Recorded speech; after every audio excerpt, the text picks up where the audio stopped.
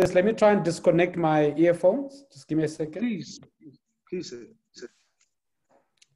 Okay. Can you hear me? Yes. Now we can hear you, sir. Now you can hear you. Perfect. Let me just give you the hosting rights.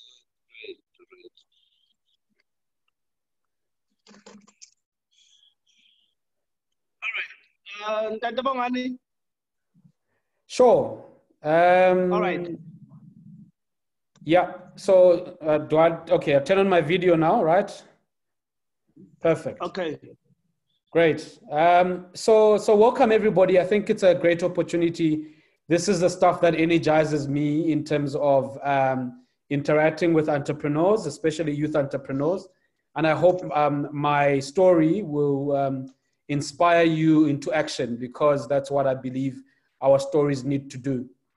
So I'll give a bit of a background of myself. I was born in Malawi, family of three, went to school in Zimbabwe, and then ended up at Rhodes University, where I studied economics and psychology, and then law, and then ended up working for companies like Unilever, Kraft Foods, British Petroleum.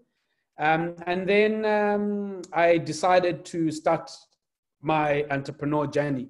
And the first business I started was a toilet paper manufacturing business. I didn't understand it very well. I thought I would make money because everybody goes to the toilet. I was wrong. That business failed. And then I got into marketing because I'm very passionate about marketing and advertising. So that was 2008. And I was very oblivious to the fact that we were going through a global crisis.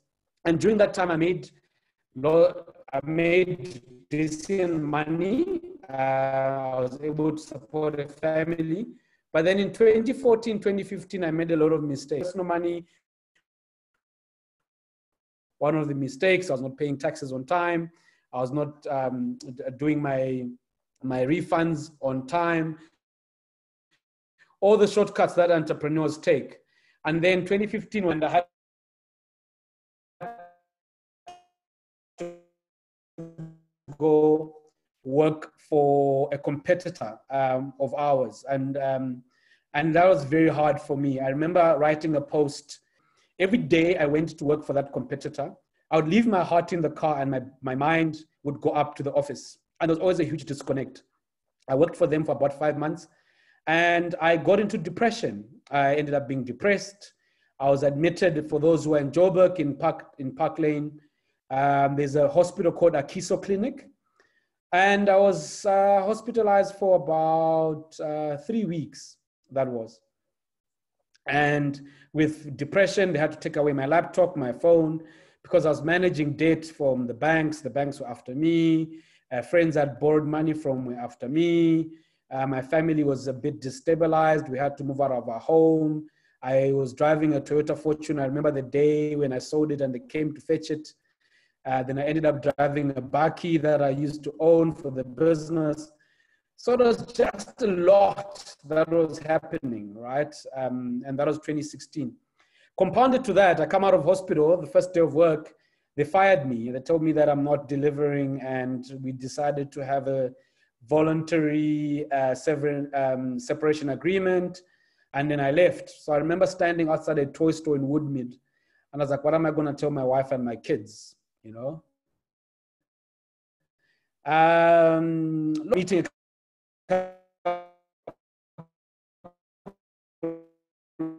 partners, and then God was great in 2017 of HDI Youth Marketeers, which is one of the biggest leading youth agencies in the country, or what was. Now, the interesting thing about my journey has been that I've seen God work, but I've seen him not work as fast as I would want, you know? And only now I understand why. I understand the fact that we go through lessons, right?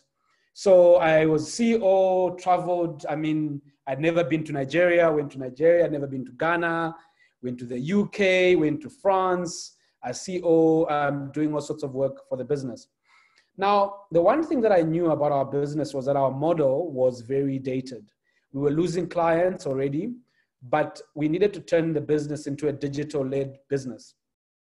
Now, the challenge that we had is that you don't wake up overnight and fire the people that are there and bring in a new set of people or the clients. So it was a slow burn journey over 2.5 years.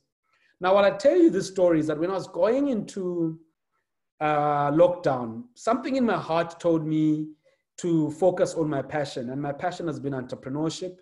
I was employed and everybody kept saying to me, you have to do your own thing, Chief. And I was like, no, because I was scared. Every month paycheck was coming in, great, I was enjoying it. But I think it was about April, I did a series called 21 Lockdown Lessons. And I remember, we all thought it was 21 days, right? So we all geared for 21 days and had a 21-day challenge. And one of the things I posted, I said, you have to prepare yourself you have to expect the best, but prepare for the worst. And when I say prepare, it's not just about having money or having a plan. It's about mentally being prepared for the worst thing. And what was my worst thing? My worst thing was I'm going to lose my job. And the best thing is that our business was going to come out stronger than ever. And I remember it was a Friday. My boss said it was a Thursday. My boss said he wants to meet with me. And I just had a bad feeling. And then he said, looking at the numbers of your business and a couple of other businesses, what we've decided is to merge 2 businesses in the advertising group. Your business has been affected. In essence, there's going to be 1 position and it's 2 MDs, CEOs to apply for the 1 position. And I remember the first thing was panic. I was like, oh my God, now I have to find another job. And there was a piece that was still in my heart that I knew that for me, it was time to transition. And on Monday, I told my boss, let's discuss a package I want out. And somebody would say, but why do you not take a lower paying job if it was there? And I truly believe that you really have to follow your passion. You really have to have fun. And what I'm going to do this evening is take you through what I call my 5 transitional lessons, what I've learned. And when I say transition there's people moving from employment to entrepreneurship. There's people whose businesses have been disrupted and they have to pivot, as everybody says. There's people who have to actually close their businesses and get employment. Because I think sometimes as entrepreneurs, we become very stubborn in terms of what our dreams are. And the one thing, I've got this business platform called Diaries of a Salesman. I encourage you guys to follow it on Facebook and on how you see the handles at the end. But the one thing that I want to help entrepreneurs understand is that don't fall in love with your dream or your product. You need to be able to divorce yourself from it.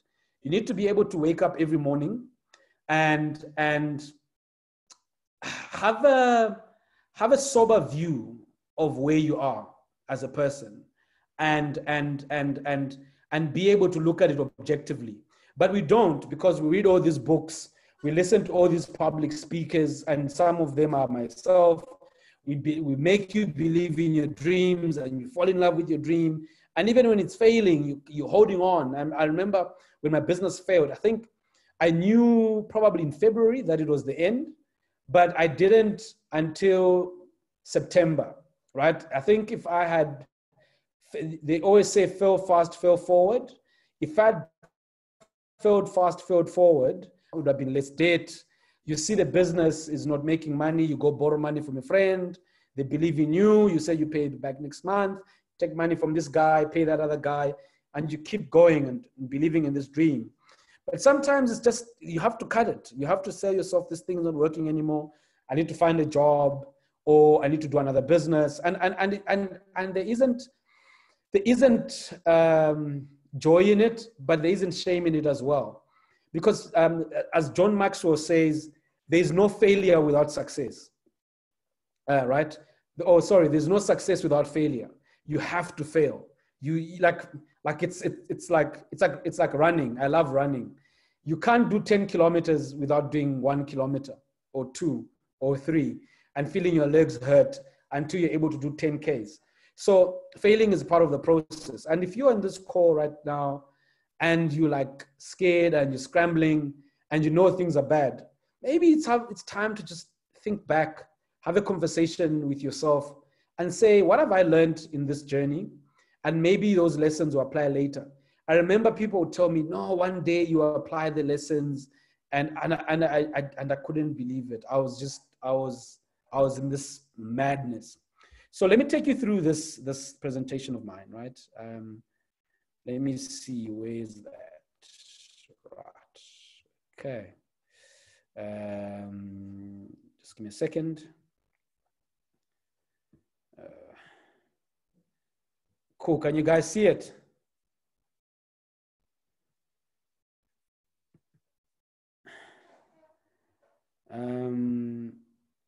It says I can't share it, right?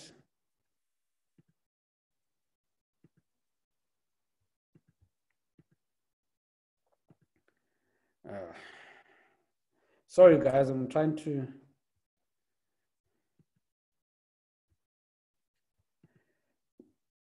Were you able to see my screen, Chief? I can't hear you.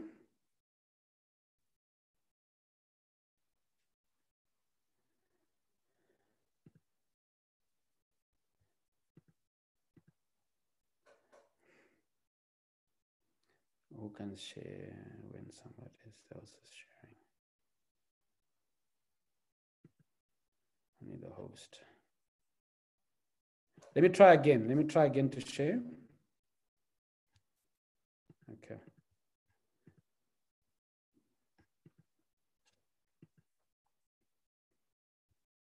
Can you see it now?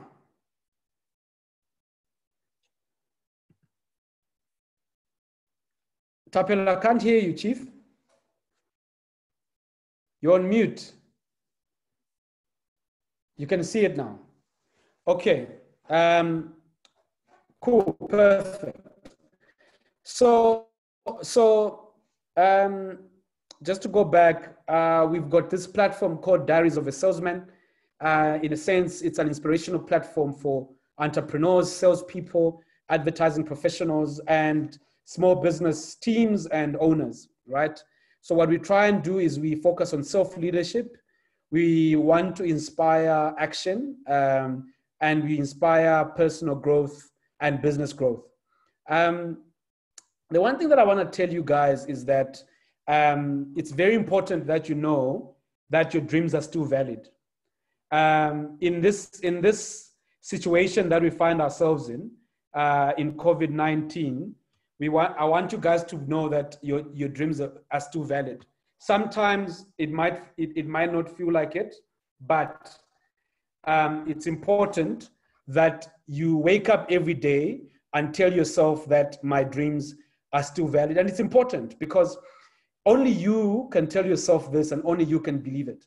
You might have friends who tell you this, but until it sinks deep inside your heart, only you can tell yourself and believe it. So I want you guys to know that our dreams as entrepreneurs, they're still valid even in the chaos that we're going through. Right, but how do we get to realize our dreams? And I'll take you through these lessons, and then after that, I want us to open and just have a discussion around questions. So the one thing that when you're transitioning, you need to be at a place where you're able to do it afraid, right? You need to be able to do whatever you're doing afraid, because where we are now, I mean, we know the president is speaking at 8 o'clock. When you think about the guys in the tourism sector, they're probably hoping things are going to open up again. They're praying and holding on to their situation. But maybe somebody in the tourism sector needs to hear this, is that maybe you have to do whatever you need to do afraid. Maybe you have to close your business afraid. Maybe you have to look at offering a different product afraid. Maybe you, other people that are not in the tourism sector, you've had this itch of starting a business. And when you look at it, the numbers don't make sense. you're holding on and you keep moving it year after year, you know, day after day, week after week. But it will never happen if you don't do it afraid, you know. I remember when I had the conversation with my boss and he said, this is the story. I had to do it afraid. I've got school fees I need to pay. I've got a car, I've got insurance, I've got rent, I've got all these things that are called responsibilities. But you see, and all these connect at the end, in that if you don't do it afraid, you never be able to operate at the best of you. You always wake up even when you wake up, you're like, but if I could be doing what I love, how would my life look like? But you can never know until you do it afraid, you know? You have to be at a place where you need to say, actually, you know what, I'm doing this. I mean, think about it. I don't know what example yes. My son has decided to take up running. And on Saturday, he was doing his first long run, which was 8Ks. And he was very nervous to start off with. He was scared of the cars on the road. But I was running with him. And I told him that he just has to do it afraid.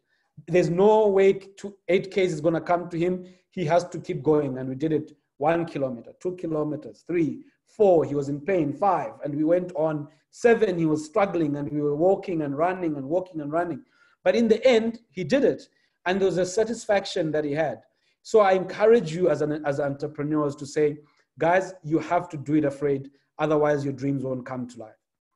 The second transition lesson for me is understand and know your seasons in life.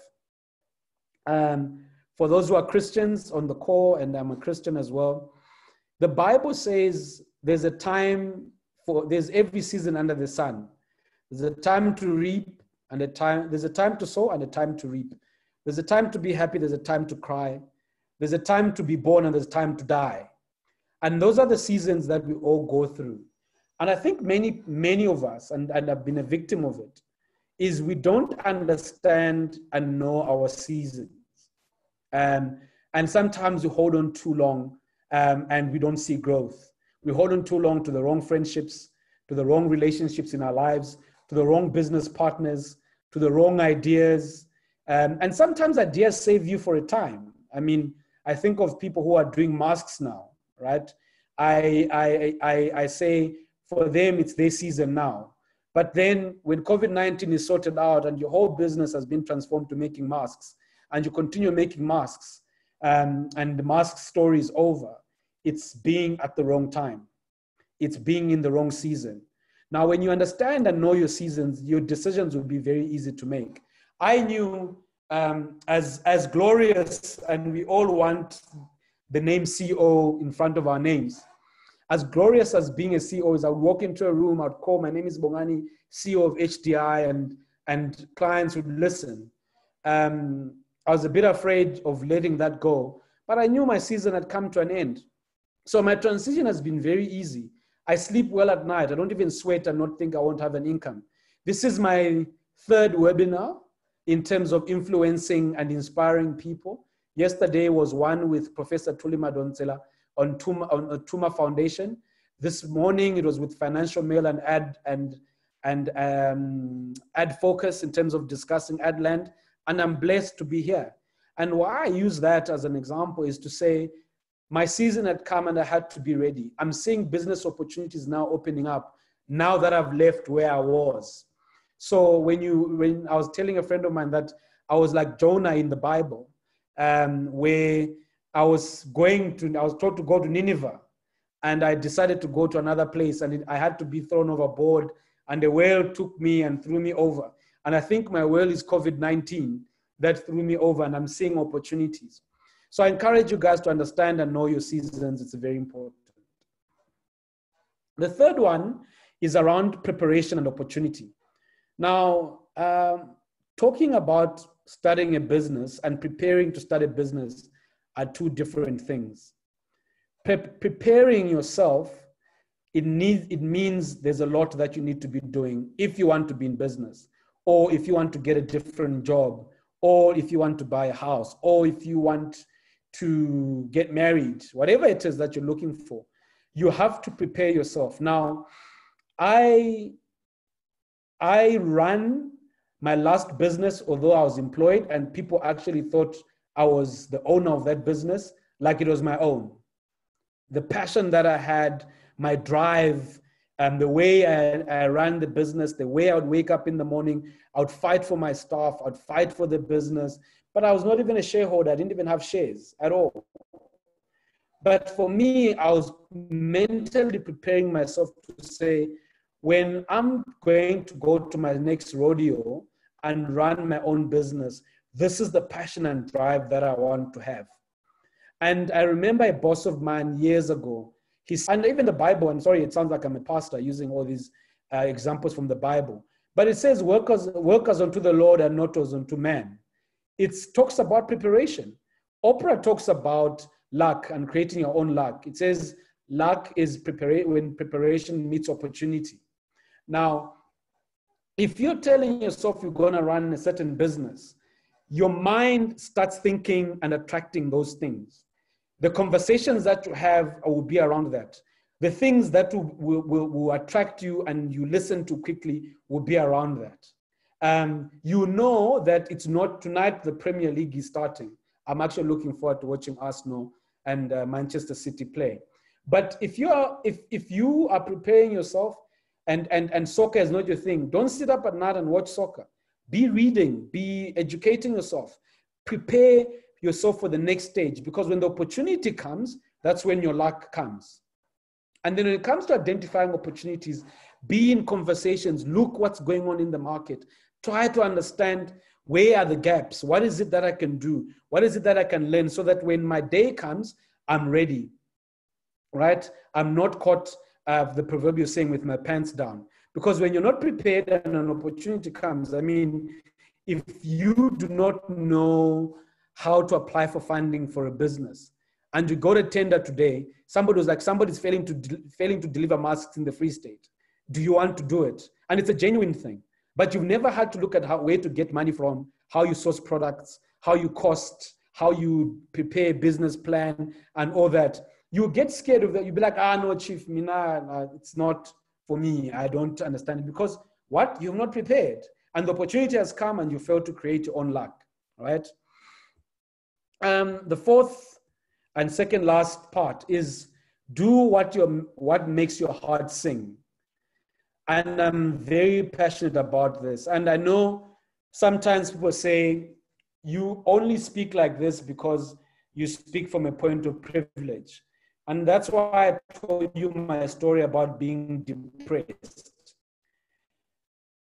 When I got out of hospital, and I remember I was applying for jobs and I would apply for different jobs, the one thing that I knew for me is, and in advertising, we call it working on client side. And that means that you're either working for ABSA, Transnet, on the agency side. In my heart, I knew I was not going to go to the client side. I would get employed, but I was going to get employed on the advertising side of the business, because that's where I operate at my best. That's where my heart sings. That's where I know that I can wake up in the morning, and when I go for my runs, my heart is singing. I know entrepreneurship is my thing. Right now, I'm doing this because I love it. I don't do it because I want to get paid for it. I just do it. I know the money will come, but I do it because I love it. I want you guys to learn from me. I want to learn from you. I want us to have a candid conversations. I want us to be at a place whereby I feel fulfilled because my heart is singing at the moment. I see the potential that young Black people have got in South Africa, and I want to be part of that story. And it's important, and making your heart sing could not be entrepreneurship. It could be running a church, it could be running an NGO, it could be working for somebody else. I'm one person who I don't believe that being employed is wrong, because as entrepreneurs, we need employees, right? So we can't say, Mina, I'm a hustler, you now you work. So who's going to work for you if you look down upon people that work? So if working for somebody else and delivering for that person makes your heart sing, make sure that it is making your heart sing. So for me, I really, really believe that doing something that makes your heart sing is quite important. And then the last point for me is whatever you do, make sure that there's a need and you're solving problems. The one thing that I find many people so for me, if somebody came to me right now and told me there's money in the taxi industry, do you want to buy a taxi? I would not buy a taxi, because what differentiation, what new need will I be meeting in the taxi industry?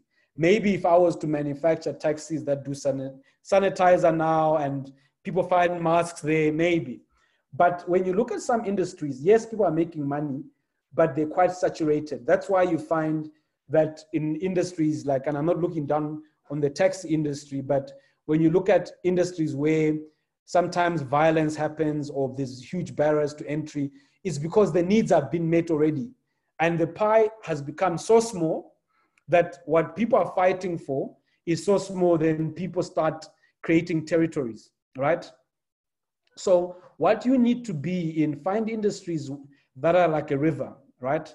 Where what you can do is you carve out your speciality, so like a little channel, and the water will still be flowing in the big river, but the amount that you want for yourself comes to you, right?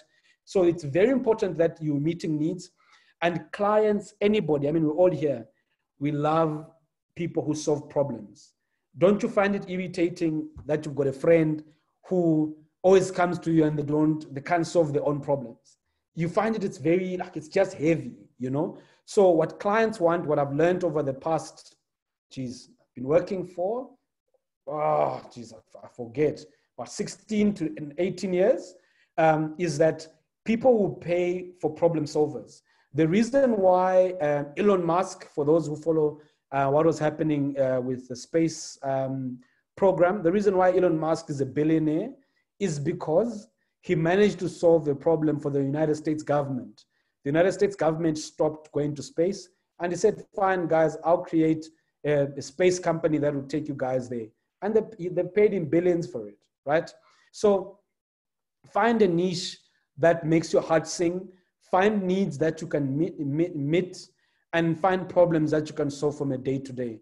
I cannot emphasize this enough. So just to capture, guys, just quickly go back for those who took notes. So the first part is, so I'm saying to you, and I'm saying to all of us, is our dreams are still valid. That's quite important. Do it afraid. Understand and know your seasons. Don't stick too long when something is not working. Prepare, because when the opportunity comes, that's when you create your luck. Do what makes your heart sing. It's important because that's where passion comes from. And then meet needs and solve problems from a day to day. And that's me, guys. So Tapelo asked me to say, is there a product I'm offering? Is there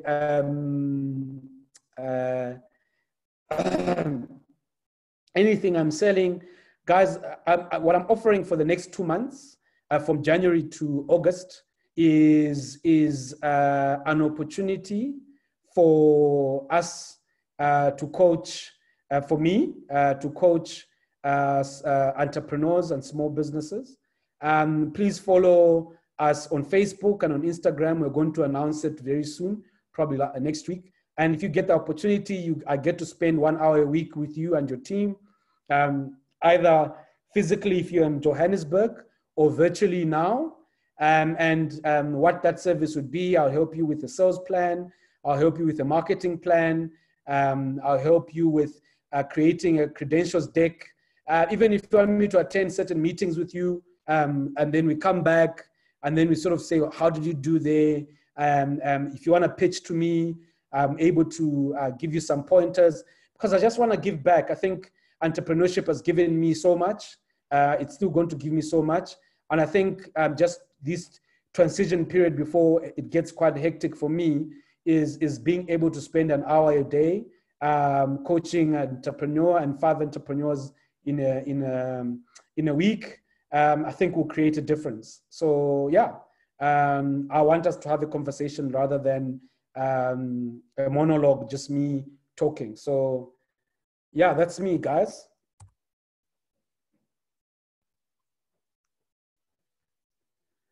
Tapela, I think you're on mute, Chief.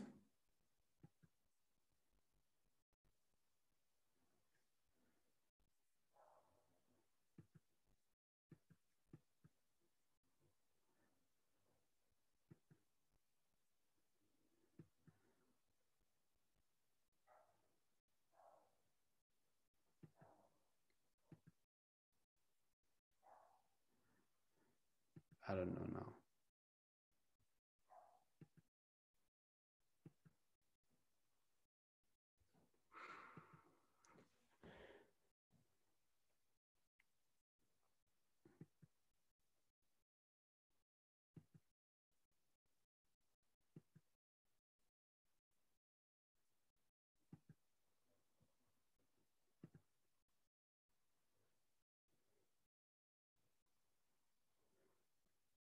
Sorry, guys, we're just trying to sort this thing out. I'm trying to make him the host.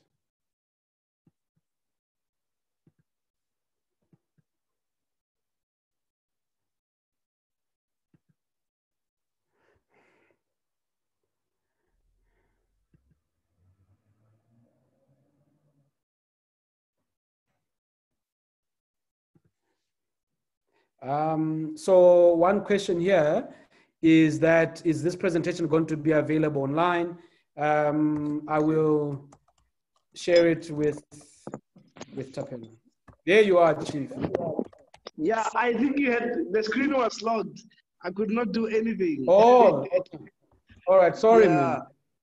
All right. Thank you very much. I think one of the questions that I have for you is the digital age has seen the new disruptors innovating the best solution for countering the common problems that people face.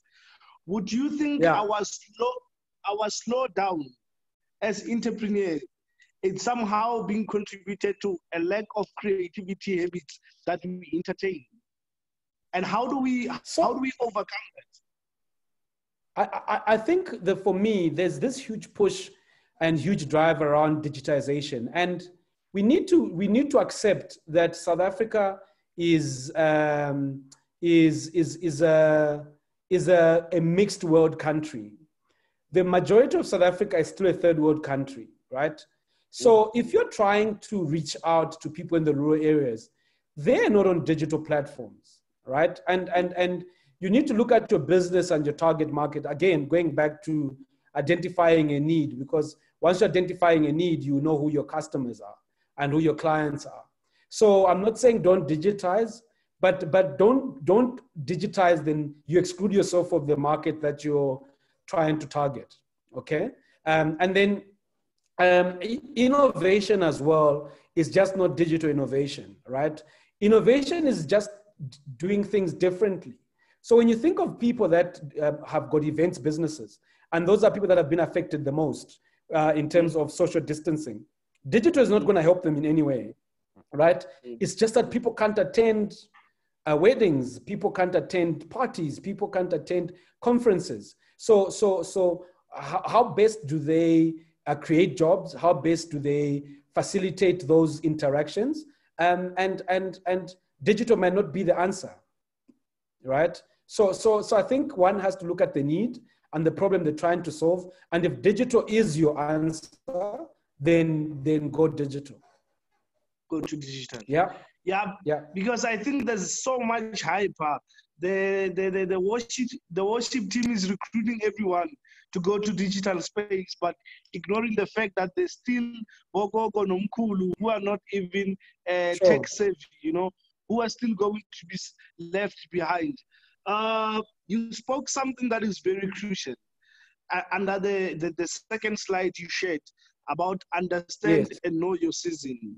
So sometimes, because we all have a perception that our seasons are created by game, but what you uttered was your season was created by letting go. Yeah, exactly. So you need to realize one thing. You need to realize one thing, that sometimes your blessings or your opportunities are being blocked by where you are, right? So when you think about the children of Israel, they were in the Red Sea, right? And they were as an example, because I've got a feeling that you're a man of God, Chief. They were not blessed when they were in Egypt. They were blessed after they'd gone through the hardship of the wilderness, and they had to fight for the promised land. They didn't get it for free. So sometimes your season comes through hardship. I saw the other time, I saw a saying from Denzel Washington, and I tweeted it. It says, sometimes ease is the threat to growth and progress, because people want it easy. So letting go is not easy. There's things that I still hold on to. I'm not professing to be the greatest. There are things that I still hold on to, which have not let me grow as a person. But I've noticed that as I get older and I'm letting go of certain things, certain friendships, certain thoughts that I've held, certain beliefs. The one thing that I believe in prayer, but one thing that I don't believe is that we can sit, you and me, if we prayed for 365 days and we don't leave our homes, and you and me pray for opportunity, nothing will happen, because opportunity is out there. So what we need to do is take responsibility for our own lives and our own goals to make sure that things happen. So just to answer Mpho here, Mpho has asked, how many entrepreneurs are you looking for to train?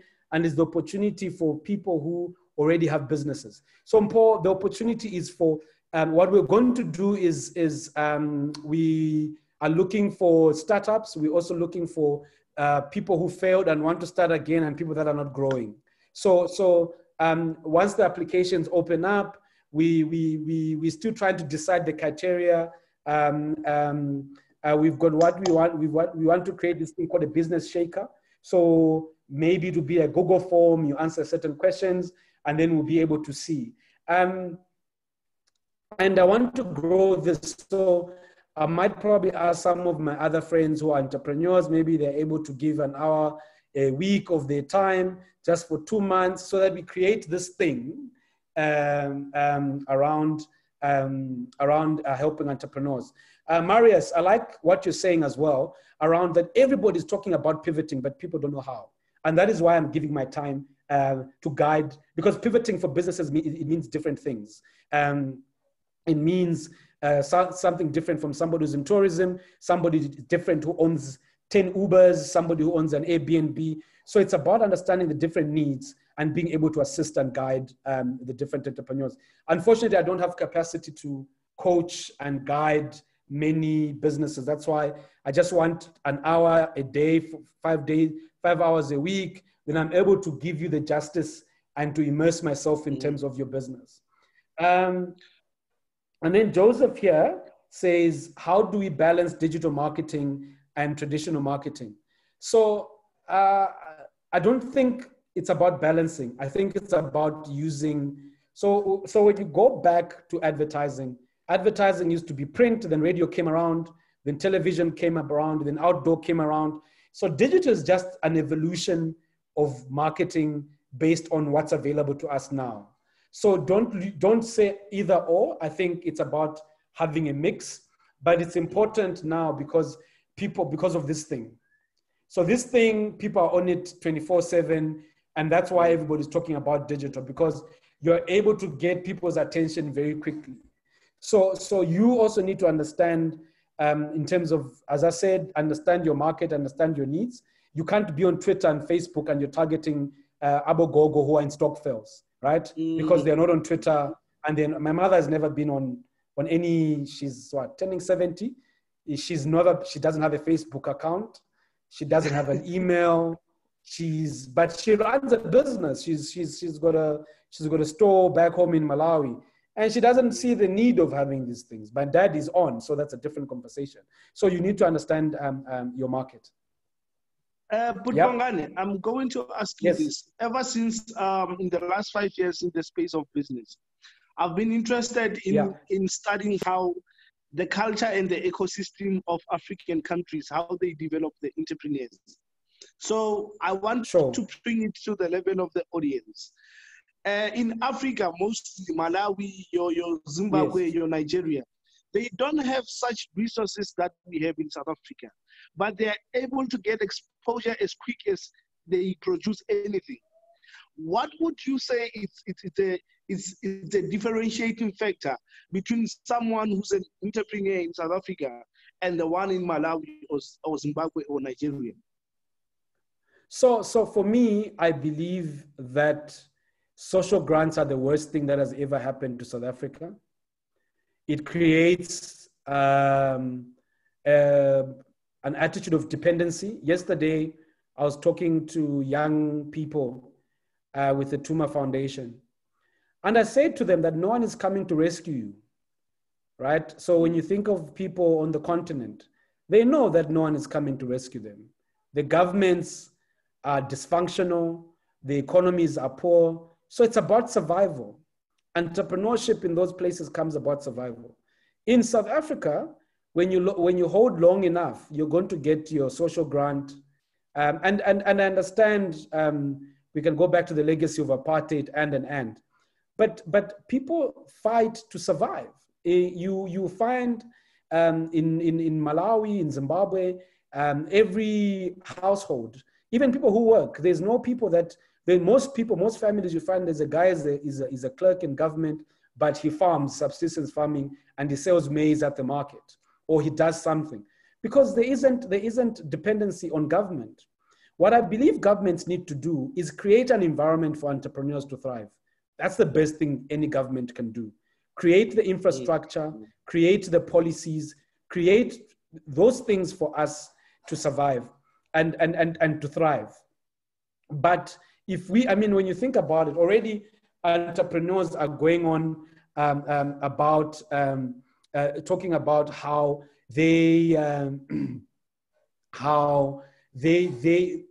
come they're not getting government handouts, right? I'm not waiting for a government handout. I'm not going to wait for it, because even when it comes, how long will it take me? 6 months, a year?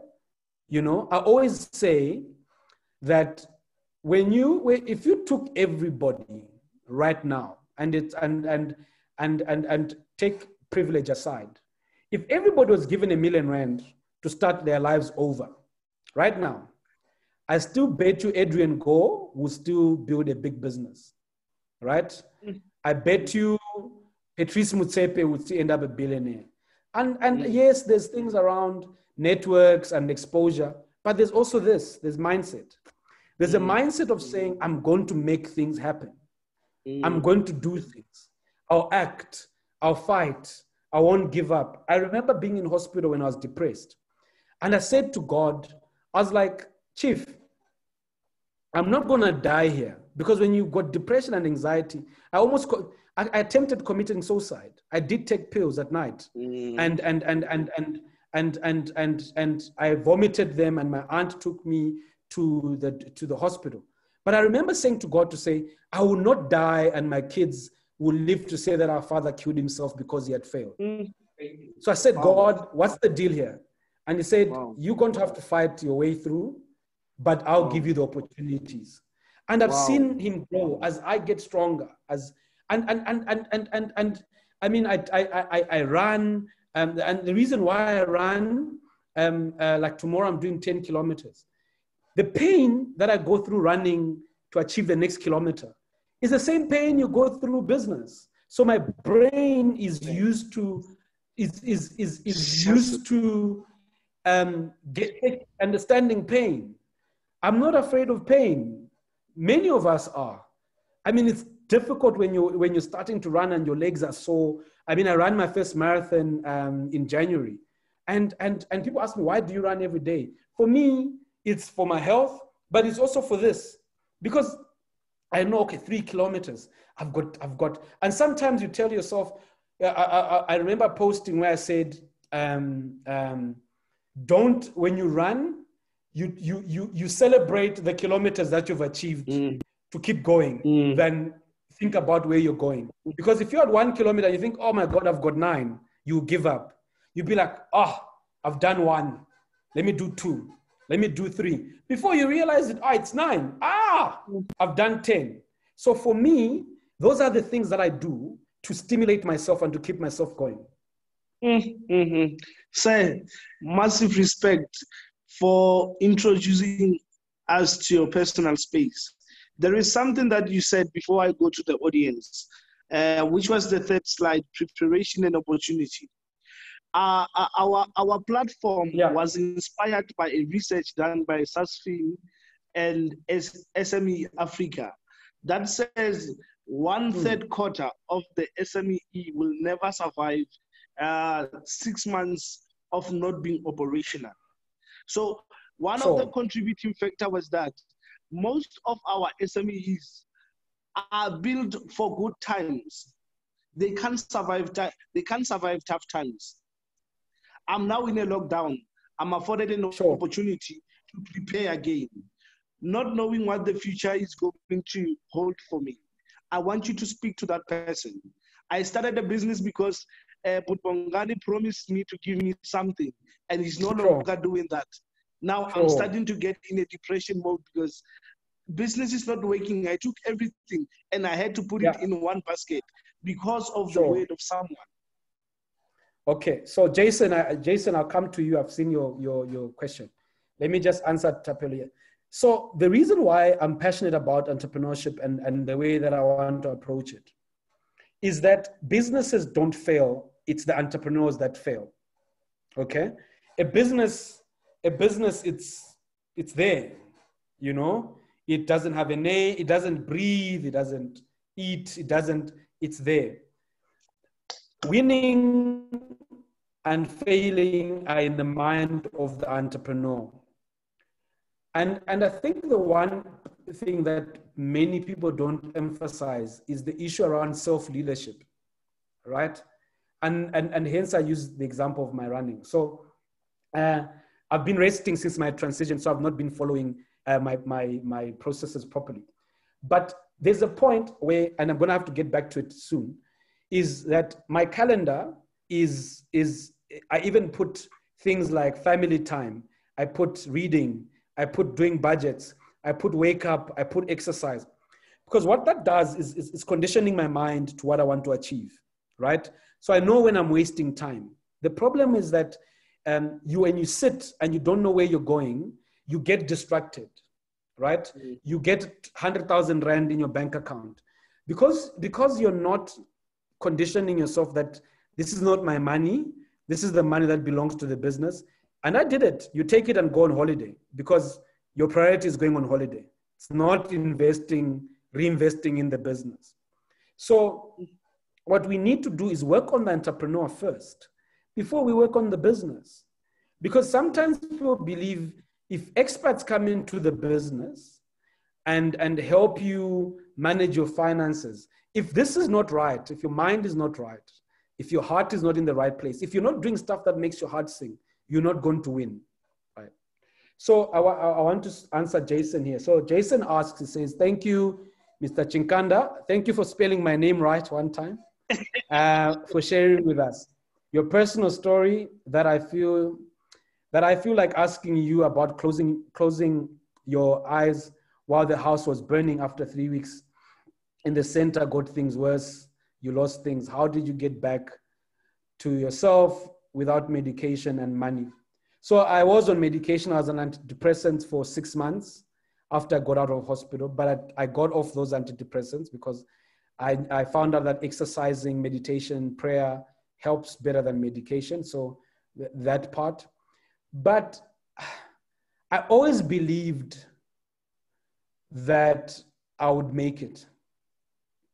I didn't know when. I don't think I still have made it. I think I've made it mentally. I'm more confident than I was. I used to shake. I would not have been on this call without shaking or tearing up. But the self-belief has always been there.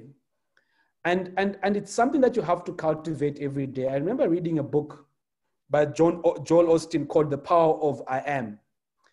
And in the morning, I'd wake up in the mirror and I'd look at myself and say, I am loved, I am strong, I am blessed, I am, and I am, and I am. And even these days, I still do my self-affirmations every morning. Because what that does is it reaffirms what you are. It said that the worst person you have a conversation is with yourself. I'm on this call with the confidence that I've got because I told myself that I'm confident and I'm going to be able to handle this call. If I had told myself any otherwise, I would not have been on this call. So it's very important to focus on leading yourself as a person, because out of that, I was reading Napoleon Hill, and he says the world gives way to the man.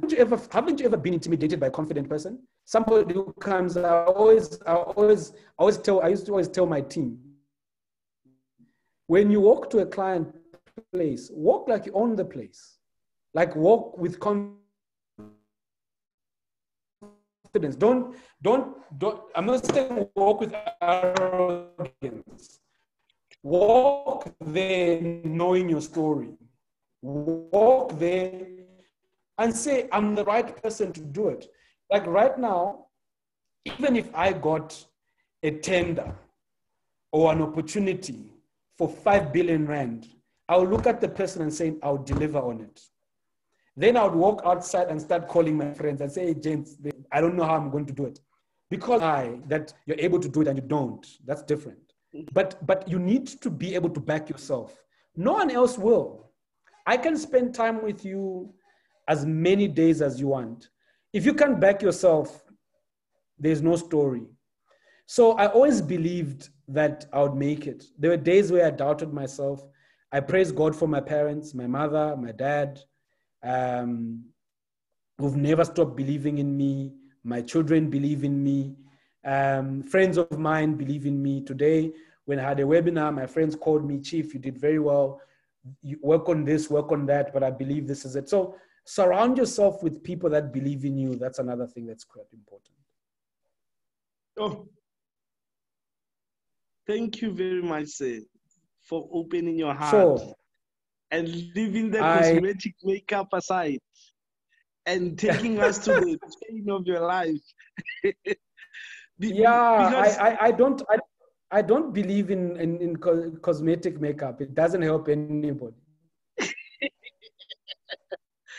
Your story inks hope in our hearts. Your story has just added a place in my heart where every time when I feel like giving up, I will go source inspiration from that story. Because look, people go through things each and every day. So that's why this platform, we condone in the culture of a voice. We need a voice. We're going to adapt. Yes. We won't shut down the business because of lockdown. We will continue.